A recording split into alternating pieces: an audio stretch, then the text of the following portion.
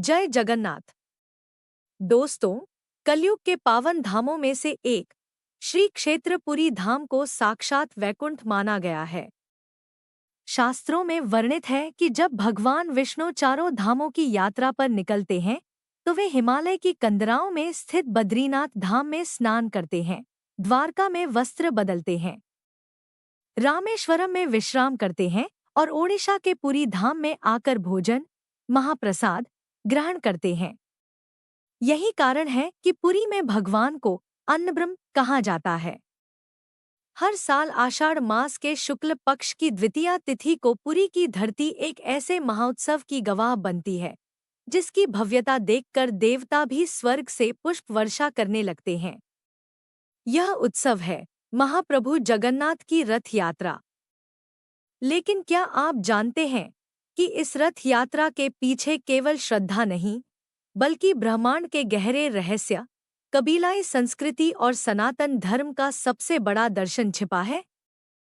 आज के इस विशेष और बेहद विस्तृत वीडियो में हम रथ यात्रा के एक एक पन्ने को पलटेंगे और जानेंगे वो बातें जो शायद आपने पहले कभी नहीं सुनी होंगी। चलिए इस दिव्य यात्रा का आरंभ करते हैं।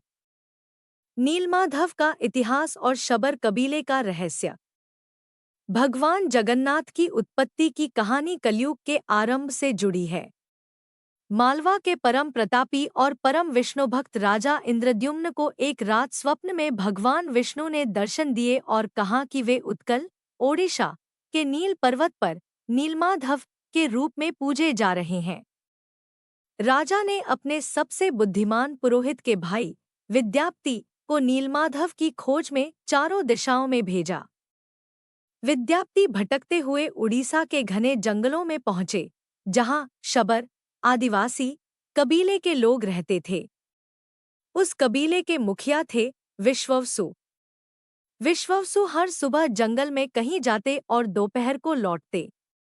उनके शरीर से एक दिव्य अलौकिक सुगंध आती थी। विद्याप्ति समझ गए कि यही वो व्यक्ति हैं जो नीलमाधव की पूजा करते हैं। मुखिया का विश्वास जीतने के लिए विद्याप्ति ने उनकी पुत्री ललिता से विवाह कर लिया। कई दिनों के आग्रह और अपनी पुत्री के रोने धोने के बाद विश्ववसु विद्याप्ति को नीलमाधव के दर्शन कराने के लिए तैयार हुए। लेकिन एक शर्त पर, विद्याप्ति की आंखों पर पट्टी बांधी जाएगी ताकि वे रास्ता न देख सकें। लेकिन विद्याप्ति भी चतुर थे। उन्होंने अपनी पोटली में सरसों के बीज भर लिए और रास्ते में चुपके से गिराते गए। जब वे गुफा में पहुंचे और पट्टी हटाई तो सामने नीले रंग के चमकीले रत्न से बने नीलमाधव विराजमान थे। विद्याप्ति मंत्रमुग्ध हो गए। लौटते समय वर्षा ऋतु आई और रास्ते में गिरे सरसों के बीजों से छोटे छोटे पौधे उगाए, जिससे राजा इंद्रद्युम्न के लिए रास्ता साफ हो गया। लेकिन जब राजा इंद्रद्युम्न सेना सहित वहां पहुंचे तो नीलमाधव अंतर्ध्यान हो चुके थे। राजा अहंकार और दुख में डूब गए। तभी एक आकाशवाणी हुई, हे राजन, तुम मुझे इस रूप में नहीं पा सकते। अब मैं दारुब्रह्म लकड़ी के रूप में प्रकट होऊंगा। तुम समुद्र तट पर जाओ, वहां तुम्हें एक विशाल वृक्ष का लट्ठा तैरता हुआ मिलेगा जिस पर शंख, चक्र, गदा और पद्म के चिन्ह होंगे। उसी से मेरी मूर्ति का निर्माण कराओ। महाप्रभु के अधूरे विग्रह का गूढ़ रहस्य।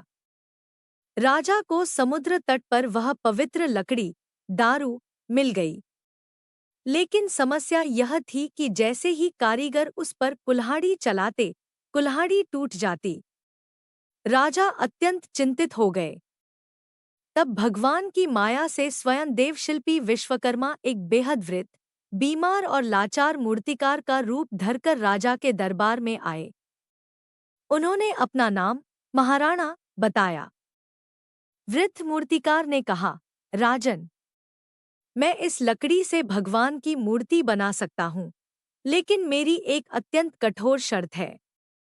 मैं 21 दिनों तक एक बंद कमरे में अकेले काम करूंगा। इन 21 दिनों तक न तो कोई इस कमरे के भीतर झांकेगा, न ही कोई दरवाजा खोलेगा। यदि किसी ने भी दरवाजा खोला तो मैं काम उसी क्षण अधूरा छोड़कर चला जाऊंगा। राजा ने तुरंत सहमति दे दी। मूर्तिकार कमरे में गए और दरवाजा बंद हो गया। शुरुआती 14 दिनों तक कमरे के बाहर से लकड़ी छीलने और हथौड़ी की ठक-ठक की आवाजें आती रहीं। राजा और उनकी रानी गुंडीचा रोज दरवाजे के बाहर खड़े होकर सुनते थे। लेकिन 15वें दिन अचानक कमरे से आ रही तमाम आवाजें बंद हो गईं। पूरी तरह सन्नाटा छा गया। रानी गुंडीचा व्याकुल हो उठीं। उन्होंने राजा से कहा, महाराज, मूर्तिकार बहुत वृद्ध और कमजोर थे। कहीं भूख और प्यास से उनके प्राण तो नहीं पखेरु हो गए? हमें तुरंत द्वार खोलकर देखना चाहिए। राजा इंद्रद्युम्न असमंजस में थे, लेकिन रानी के हठ और ममता के आगे वे झुक गए और उन्होंने 21 दिन पूरे होने से पहले ही कमरा खोल दिया। जैसे ही भारी किवाड़ खुले, राजा और रानी के होश उड़ गए। कमरा पूरी तरह खाली था, वृद्ध मूर्तिकार गायब थे और कमरे के बीचों बीच 3 अधूरे विग्रह रखे थे, भगवान जगन्नाथ, बलभद्र और सुभद्रा। तीनों मूर्तियों के केवल धड़ बने थे, उनके हाथ आधे थे, उंगलियां नहीं थीं और पैर तो बने ही नहीं थे। बड़ी-बड़ी गोल आंखें चेतना को झकझोर रही थी।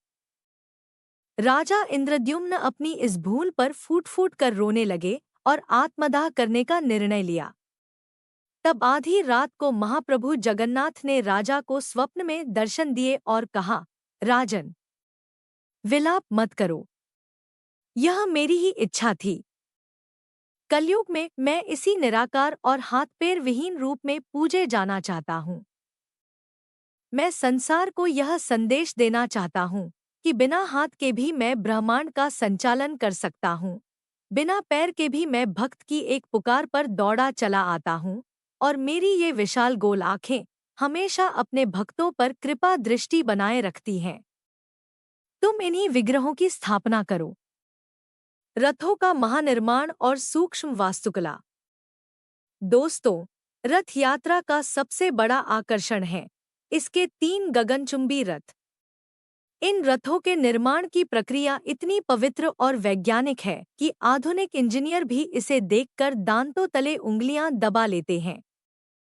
आइए इन तीनों रथों की एक-एक सूक्ष्म जानकारी को गहराई से समझते हैं। एक नंदीघोष, भगवान जगन्नाथ का रथ। ऊंचाई और पहिए। यह रथ लगभग 45 फीट ऊंचा होता है और इसमें 16 विशाल पहिए होते हैं, जो सौर मंडल के 16 कलाओं और वर्ष के मुख्य पक्षों के प्रतीक हैं। रंग और ध्वज। इस रथ का कपड़ा लाल और पीले रंग का होता है। पीले रंग को विष्णु का रंग माना जाता है।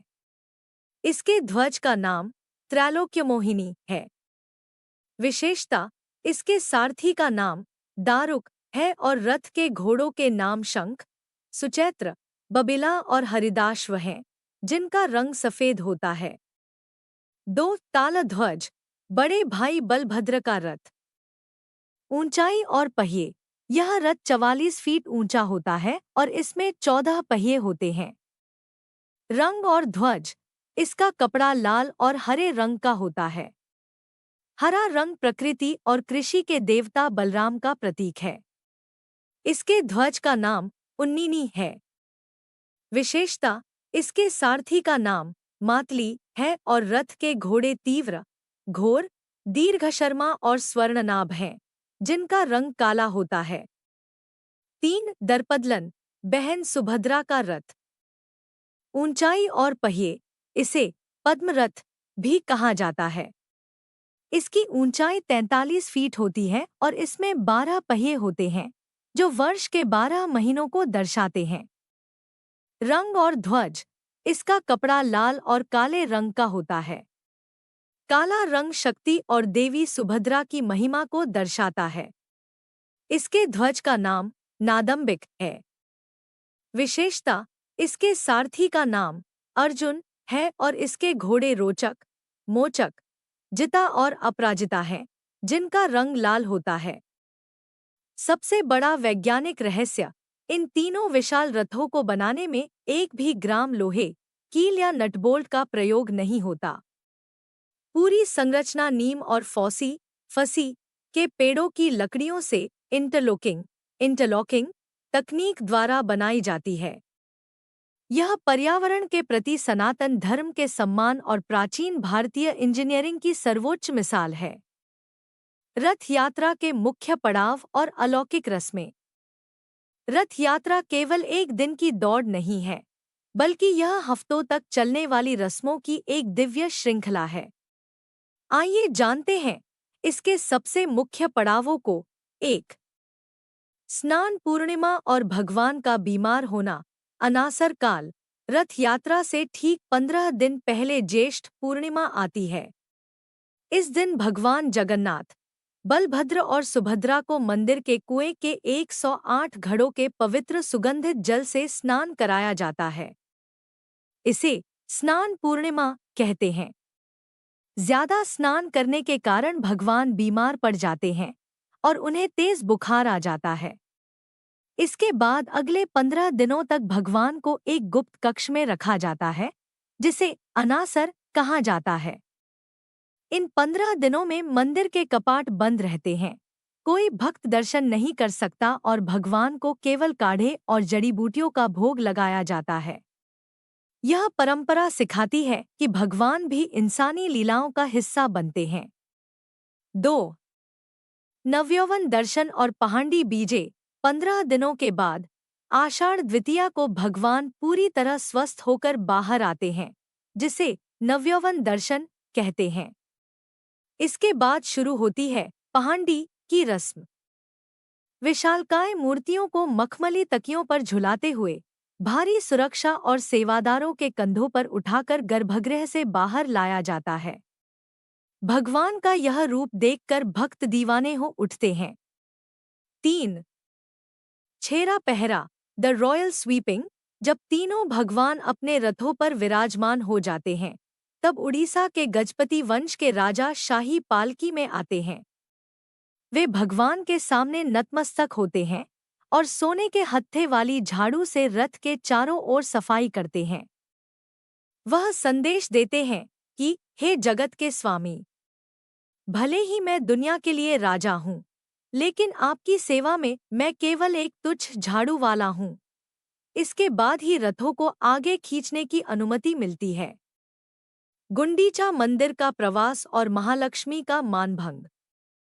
रथों को खींचकर 3 किलोमीटर दूर गुंडीचा मंदिर ले जाया जाता है। यहाँ भगवान 9 दिनों तक रहते हैं। यह स्थान भगवान की मौसी का घर माना जाता है।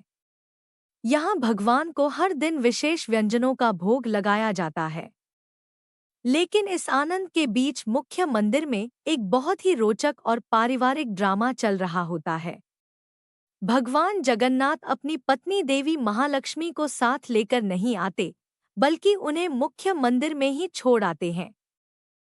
5वें दिन, जिसे हेरा पंचमी कहते हैं, देवी लक्ष्मी अत्यंत क्रोधित होकर गुंडीचा मंदिर पहुंचती हैं। वे गुस्से में भगवान जगन्नाथ के रथ नंदीघोष का एक टुकड़ा या लकड़ी तोड़ देती हैं और फिर रूठकर मुख्य मंदिर लौट जाती हैं। जब 9 दिनों के बाद भगवान वापस लौटते हैं, जिसे बहुड़ा यात्रा कहते हैं, तो देवी लक्ष्मी मुख्य मंदिर का सिंहद्वार भीतर से बंद कर लेती हैं। वे भगवान को अंदर नहीं आने देती। तब भगवान जगन्नाथ द्वार के बाहर खड़े होकर लक्ष्मी जी की स्तुति करते हैं, अपनी गलती स्वीकार करते हैं और उन्हें मनाने के लिए उड़ीसा की सबसे प्रसिद्ध मिठाई रसगुल्ला भेंट करते हैं। रसगुल्ले की मिठास से देवी लक्ष्मी का गुस्सा पिघल जाता है और वे मुस्कुराते हुए द्वार खोल देती हैं। यह रस्म दर्शाती है कि भगवान का अपने भक्तों और परिवार के साथ कितना आत्मीय और मानवीय संबंध है। जगन्नाथ मंदिर के 5 सबसे बड़े अनसुलझे रहस्य।